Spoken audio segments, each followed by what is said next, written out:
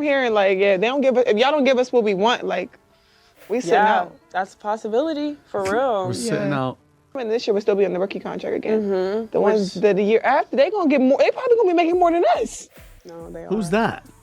I'm hurt. They are. Like, yeah. Reese has been vocal about her low WNBA salary, revealing her $74,000 a year salary doesn't cover rent, stating on Instagram Live, "I just hope you know that the WNBA doesn't pay my bills at all. I don't even think they pay one of my bills." The numbers don't lie, and for Angel Reese, they tell a brutal story. While she boasted about her star power, her Unrivaled League games couldn't even attract 100,000 viewers. Meanwhile, Caitlin Clark's games are breaking attendance records across the WNBA. This stunning contrast is playing out in free agency too, where top players are flocking to the Indiana Fever while ignoring Reese's Chicago Sky. With the Sky's leading scorer Kennedy Carter not even receiving a qualifying offer, we're watching in real time as Reese's dream of building a powerhouse crumbles before the season even begins.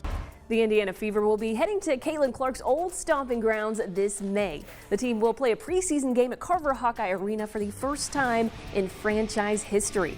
Tickets will be available through the University of Iowa and will go on sale at a later date.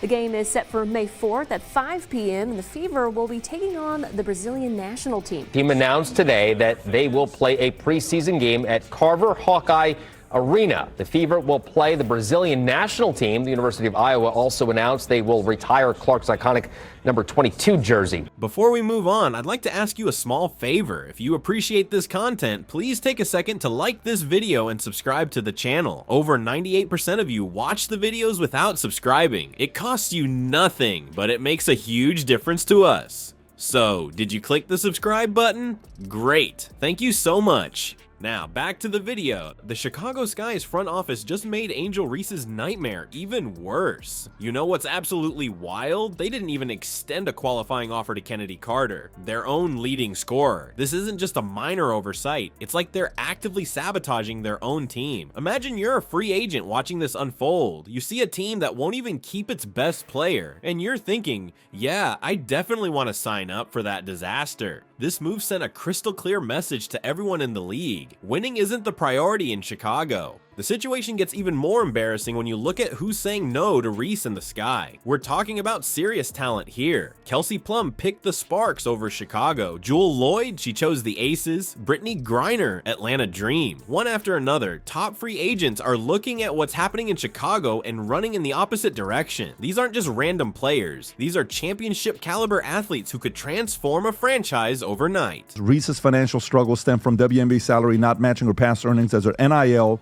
valuation at LSU was $1.8 million, bolstered by deals with Reebok, PlayStation, McDonald's, and Coach. Since the WNBA's $200 million revenue last season only allocated 9.3% to salaries, unlike the NBA's 50% share of the $5.3 billion in 2023. So other major sports have done it. Here's a quick list for you, PBD. I put this together. Biggest sports strikes in history. 1994, the MLB strike. It was the first time that the World Series was canceled. I remember. WNBA analyst Annie Kostel didn't mince words about what's happening. She straight up said free agents are avoiding Chicago because of the team's instability. When analysts start publicly calling out your organization like that, you know the situation is beyond bad. It's not just fans or social media talking anymore. It's the experts who study this league for a living telling you your team is a mess. And let's talk about that practice facility. The Sky are trying to compete for talent while training in what basically amounts to a high school gym. Other teams like the Fever are offering state-of-the-art facilities with cutting-edge equipment, recovery rooms, and professional environments. Meanwhile, Chicago's players are probably fighting for locker space and dealing with outdated equipment. And here's the kicker. They won't have a new facility until 2026. 2 years is an eternity in professional sports. By then, Reese could be halfway through her rookie contract with nothing to show for it. Things get even messier when you look behind the scenes. Sources close to the team have revealed that last season's locker room was complete chaos. Team chemistry was essentially non-existent, with reports of conflicts and tension throughout the season. Now throw Angel Reese into that environment, a player who's never been afraid to speak her mind and has had her share of spotlight-grabbing moments. It's not exactly a recipe for harmony. What's really happening here is a clash between brand building and championship building. Free agents today are savvy. savvy. They understand the difference between joining a team with a clear plan for success versus attaching themselves to someone else's personal brand journey. When they look at Chicago right now, they're not seeing a championship blueprint. They're seeing a star rookie surrounded by question marks and organizational red flags. The hard truth Angel Reese is facing is that star power alone doesn't build championship teams. You need organizational stability, quality facilities, smart roster decisions, and a culture players want to be part of. Right now, the Sky aren't offering any of that. They're essentially asking free agents to take a massive leap of faith based on Reese's potential alone, and the market has responded with a resounding no thanks. For Reese personally, this has to be frustrating. She came into the league with massive expectations and confidence, openly talking about building something special in Chicago. Now she's watching as other teams strengthen their rosters while hers remains dangerously thin. Every free agent who signs elsewhere is another reminder that her recruiting pitch isn't working. What makes this situation even more painful is that it creates a self-reinforcing cycle. The more free agents turn down Chicago, the more others will hesitate to join. Nobody wants to be the first to jump on a sinking ship, especially when there are other teams offering both competitive rosters and stability. At some point, you have to wonder if Reese is questioning her own decision to embrace being the face of this franchise. While Chicago's management keeps digging themselves deeper into a hole, the Indiana Fever are building a basketball paradise that free agents can't resist. It's like watching two completely different strategies play out in real time. One team is handing out do not enter signs, while the other is rolling out the red carpet for top talent. And the results? They couldn't be more obvious. Fever's front office deserves a standing ovation for how they've surrounded Caitlin Clark with championship caliber pieces. They went all in acquiring veterans like Natasha Howard, Dana Bonner, Sydney Colson, and Sophie Cunningham. These aren't just random additions, they're carefully selected players who complement Clark's skills and create a team built to compete right now, not 3 years from now. You know what really has to sting for Angel Reese? The Fever managed to sign Brianna Turner, literally Reese's former teammate.